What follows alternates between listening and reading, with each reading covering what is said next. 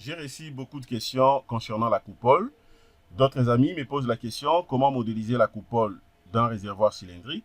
L'ingénieur, comment tu as fait pour bien modéliser cette coupole? Donc, restez connectés les amis. Nous allons travailler rapidement ensemble avec vous. Je me suis dit, c'est important de refaire ça pour que vous puissiez bien maîtriser ce que je puis quand même réaliser ici. Alors, ensemble avec moi, vous allez donc maîtriser la modélisation de cette coupole. Comment je fais enfin de bien modéliser cette coupole? Donc, abonnez-vous massivement sur Jinkunga Tutoriel ainsi qu'Académie des logiciels d'ingénieurs pour ne rien rater de tout ce que je publie régulièrement ici comme formation. Et de deux, pour ceux ou celles qui veulent acheter des formations, contactez-moi inbox. Je suis bel et bien disponible à vous fournir des formations de qualité. Ou carrément, si vous pensez acheter un livre de robot structural analysis professionnel, contactez-moi. Je suis disponible pour vous le vendre sans problème. Donc, les amis, on y va rapidement. Je vais vous montrer par où je commençais enfin de bien modéliser cette coupole. Alors, il est à noter que ce n'est pas du tout compliqué. Ce n'est pas compliqué, comme je l'ai dit à chaque fois. Si par contre que vous dimensionnez un projet, que ce soit un projet des bâtiments, un projet des ponts, un projet des réservoirs enterrés, un projet des réservoirs semi-enterrés, un réservoir donc peut-être non enterré, peu importe le projet, l'idéal serait d'abord de bien faire la modélisation. La modélisation, en fait, c'est la base des dimensionnements. Puisque déjà, si la modélisation a été, par exemple, bien faite, eh bien, comprenez que les dimensionnements aussi ne sera pas compliqué pour vous. OK? Alors, suivez, vous allez comprendre comment je fais enfin de modéliser cette coupole.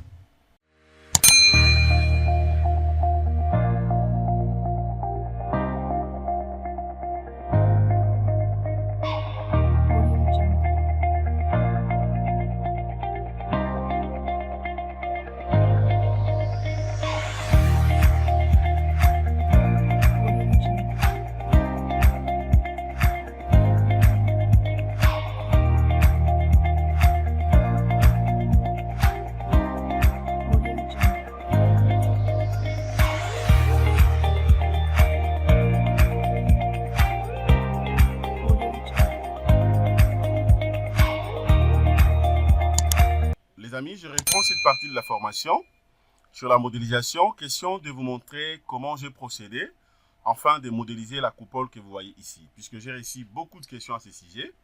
Alors, je me suis dit, c'est quand même important pour moi d'aider ma communauté. OK, donc je suis obligé de refaire ça pour que vous puissiez comprendre une fois pour toutes comment je fais afin de la modéliser sans problème. Alors, ce que je fais, c'est quoi? Déjà, à partir d'ici, je vais d'abord sélectionner la coupole en question. OK, je sélectionne d'abord la coupole et puis je fais d'abord Delete, puisque je vais répondre ça calmement. Je fais Delete, c'est-à-dire quoi? Je vais la supprimer. OK, afin de la répondre. Alors, déjà, il est à noter que la coupole, généralement, c'est fonction de la composition de la structure. Vous allez comprendre que par rapport à ces projets, eh ben, la partie supérieure de notre réservoir est couverte justement par une coupole.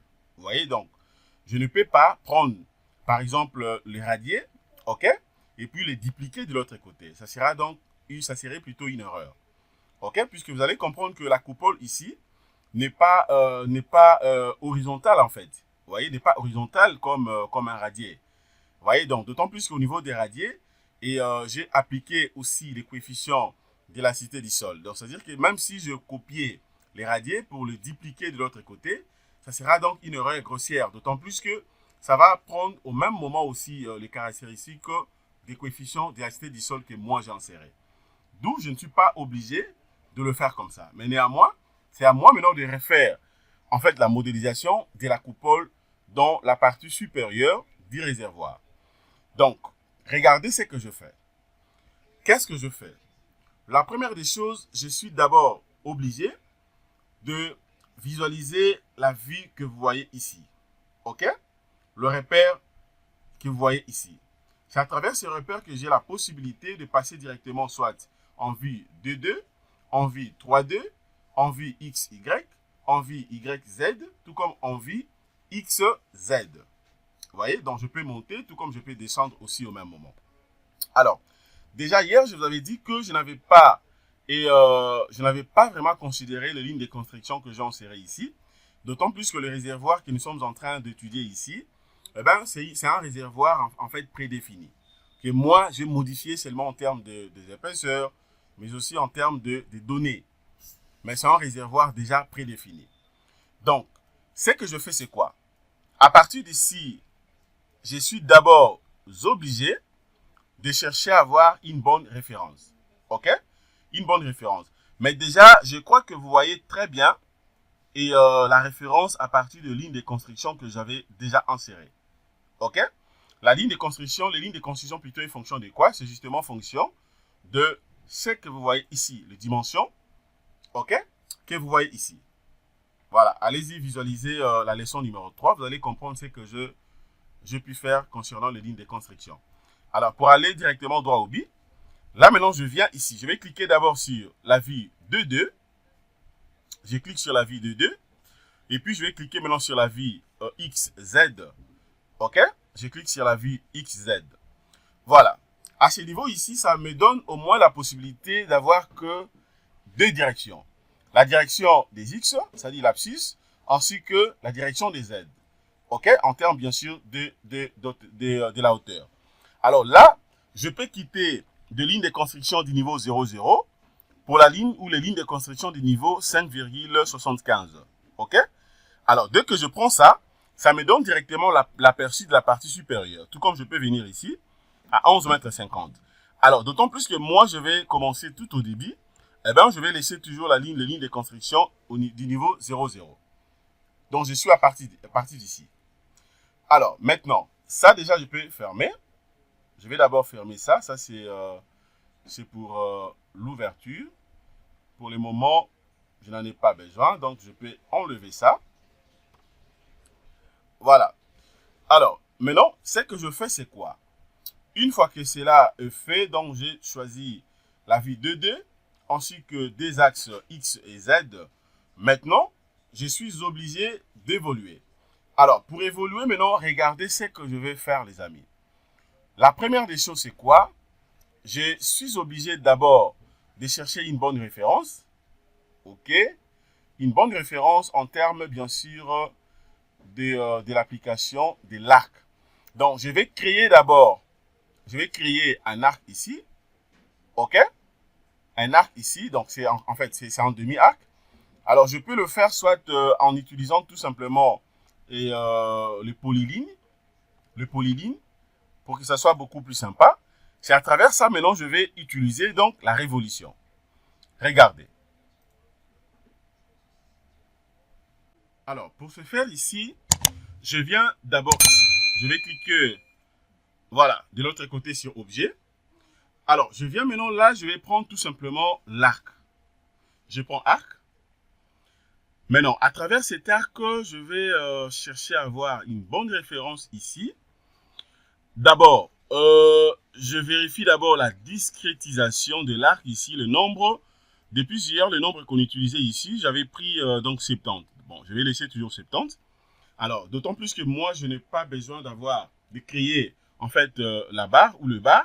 Et donc, ça ne vaut pas la peine de décocher ici. OK? Là également, je laisse seulement arc. Je n'ai pas pris arc et rayon. OK? Je n'ai pas non plus pris arc et corde. Mais j'ai pris tout simplement l'arc. Vous voyez? Alors, qu'est-ce que je fais maintenant? Je viens à partir d'ici. Je vais cliquer mode d'application. J'ai opté pour débit fin centre. OK? Je peux prendre également centre 2 points.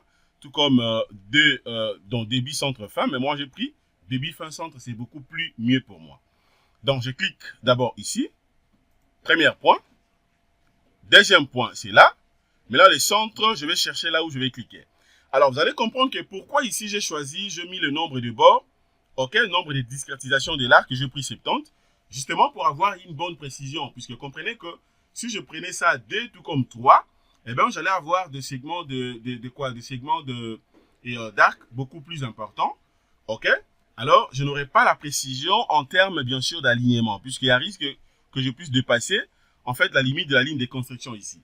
Raison pour laquelle j'ai pris ici 70. OK? Alors, et après, maintenant, je viens là. Je vais zoomer un tout petit peu. Voilà, c'est justement la ligne. Eh bien, je clique une seule fois. Voilà, je clique une seule fois. Je vais maintenant patienter, je vais voir à quoi ça ressemble. Puisque normalement, je dois voir et rapidement donc l'arc que je viens de créer. Ok, donc une fois que j'ai cliqué, eh bien, je patiente. Je vais donc patienter pour voir à quoi ça ressemble. Voilà, je vais patienter. Voilà, suivez très bien comment vous serez donc à mesure de modéliser rapidement la coupole. Pas importe la forme de la coupole, pas importe la forme des toitures que vous avez. Ça va de même aussi si vous voulez calculer ou, je sais pas, dimensionner ou étudier. Ok? Par exemple, une charpente ou bien les cas de, peut-être, les cas des toitures un peu beaucoup plus complexes. Ok? Forme un peu de voûte, donc arc un peu compliqué là. Donc c'est comme ça qu'il faut procéder. Alors, là c'est bien. Ça, je peux fermer. Je m'en vais d'abord en 3D puisque je dois me rassurer au moins que ce que je viens de faire ici, c'est exact. Je suis obligé d'aller en 3D, question de me rassurer que cela est bien fait. Vous voyez, puisque je ne peux pas continuer si je n'ai pas de précision. Voilà. Voilà, donc là, je suis au moins précis que je viens de créer et l'arc sans problème. Voilà, donc c'est bien ce que je voulais avoir. OK? Voilà, donc là, c'est bon. Alors, maintenant, en deuxième position, qu'est-ce qu'il faut faire? Là, maintenant, je suis obligé de chercher maintenant quel onglet que je peux utiliser afin de créer, de fermer en fait complètement donc la surface ici ou je dirais même et les cercles de notre coupole ici. OK? Donc, je vais maintenant composer ça tout simplement à partir de l'arc que moi je viens de créer ici. Alors, pour ce faire, pour que ça soit beaucoup plus sympa, la première des choses à faire, c'est quoi? Il faut d'abord commencer par sélectionner d'abord l'arc que je viens de créer. Je vais rentrer sur la vie 2D. Là, je vais prendre la vie YZ. Là, ça sera un peu compliqué. Donc, je prends la vie encore XZ. OK? Alors, à partir de là, maintenant, eh ben, je peux commencer, chercher maintenant à faire la révolution. La révolution, c'est ça qui va m'aider justement d'avoir donc une bonne coupole. Et donc, pour ce faire, je viens ici. Je peux prendre édition, soit à partir d'ici, édition, voilà, je vais prendre édition, voilà, édition, voilà, voilà, transformer à partir d'ici, ou carrément, je prends directement dans les raccourcis, je clique sur édition, voilà, là vous avez donc plusieurs onglets, par exemple ici, copie des propriétés, là vous avez translation copie, la rotation, miroir horizontal, miroir vertical, vous avez miroir par plan. Là, vous avez dans le symétrie axiale, vous avez aussi d'autres onglets comme diviser barre. Voilà, diviser barre. Là, vous avez donc homothétique. Vous avez intersection, vous avez coupure, vous avez aussi la projection. Eh bien, vous avez divisé par plan, vous avez corrigé structure. Il y a il y a plein d'onglets ici. Congé barre bord. Là, vous avez l'expression, vous avez la révolution, ok, c'est ce que je vais utiliser. À part ça, vous avez également l'expression suivant le polyligne. Donc là, vous avez unité ou union plutôt des objets. Alors moi, maintenant, je prends la révolution. Ok, je vais utiliser la révolution. Donc, je clique une seule fois sur la révolution. Alors, au niveau de la révolution, maintenant, je vais faire quoi? Eh bien, la première des choses à faire, c'est quoi? Je suis d'abord obligé de spécifier également le nombre de divisions ici. Alors, d'autant plus que je suis en train d'évoluer tout simplement avec le 70, eh bien, je me dis 70, c'est beaucoup plus important pour moi. Et là, je laisse aussi le 70. OK? Échelle par défaut, je laisse 1. Alors, maintenant, comment il faut procéder à ce qui concerne, bien sûr, et la manière dont je vais appliquer? Je viens d'abord là. Je vais cliquer sur le débit de l'arc. OK? Le débit de l'arc. Et donc, je suis obligé au moins de spécifier ça. Ça va commencer par où? Le débit de l'arc, le fin, disons comment la fin de l'arc, et aussi la rotation. Alors, avant de faire ça d'abord, le débit de l'arc, je clique là, je viens à partir d'ici, je prends donc le milieu, je considère le milieu comme le débit de l'arc, ok? Alors, maintenant, avant de confirmer la fin de l'arc, d'abord, je vais spécifier aussi la rotation, donc l'angle de rotation. D'autant plus que la coupole que moi, je vais créer, ça sera donc complètement fermé, donc, je vais prendre un angle, ça sera de 180, 180. Eh bien, ça me donne, je prends 360. Ok?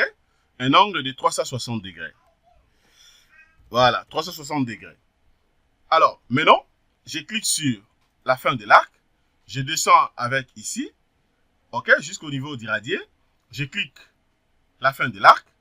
Et après, maintenant, je viens ici pour appliquer. Je viens seulement appliquer une seule fois. Voilà, là, je viens d'appliquer. Eh bien, je vois que la référence est justement à partir d'ici. Là, déjà, je vois que c'est bon, c'est bien fait. Maintenant, je peux fermer ça. Ça, je ferme. OK? Je ferme pour me rassurer au moins que cela est bien fait. Eh bien, je vais aller rapidement en 3D. Je clique sur la vue 3D. Question de bien vérifier ça. Voilà, mais quand je vérifie, regardez ce que je viens d'obtenir ici. Vous voyez? Donc, j'avais une bonne approche, mais seulement que je n'ai pas terminé. Donc, j'ai mal cliqué en fait la finition. Ce que je fais, je vais d'abord rentrer. Je fais marche en arrière. Voilà, je laisse tellement l'arc. Je sélectionne. Je clique d'abord là. Je sélectionne l'arc. OK, je vais rentrer sur la vue 2D. OK. Je constate que c'était bien, mais seulement que l'angle avait bougé. Donc, je vais reprendre l'opération. Là, je prends la révolution, la même procédure, la révolution. Voilà, je viens d'abord ici, débit, je clique ici, débit, et puis fin de l'arc, je clique ici. Voilà, vous voyez, donc c'est l'angle de rotation qui avait changé. Donc là, je prends maintenant ça, sur 360 degrés. Voilà, là maintenant, ça ne bouge plus. Et puis, je viens cliquer une seule fois. Je reçois directement ce message ici. Vous devez normalement recevoir ce message, ok? Je confirme par oui. Et puis ça, je ferme. Voilà, maintenant, je vais aller rapidement en 3D. Question de me rassurer. Ok, voilà. Là, maintenant, c'est bon. Je viens de créer rapidement. Et donc, la coupole. Vous voyez, donc c'est comme ça que vous serez donc à mesure de créer, de modéliser rapidement cette coupole. Vous voyez comment c'est tellement beau à voir. Ok, donc c'est bien détaillé là, puisque je viens de respecter tout ce qu'il fallait. Voilà. Donc, c'est juste question d'utiliser en fait la révolution ici, de respecter ou de suivre la procédure telle que je viens de faire tout à l'heure. Eh bien, vous ne serez jamais déçus. Vous allez bien modéliser dans cette coupole sans avoir de difficultés. Voilà, donc les amis, c'est ça ce que je voulais vous montrer dans cette petite formation. Merci de votre disponibilité. Excellente soirée. Au revoir.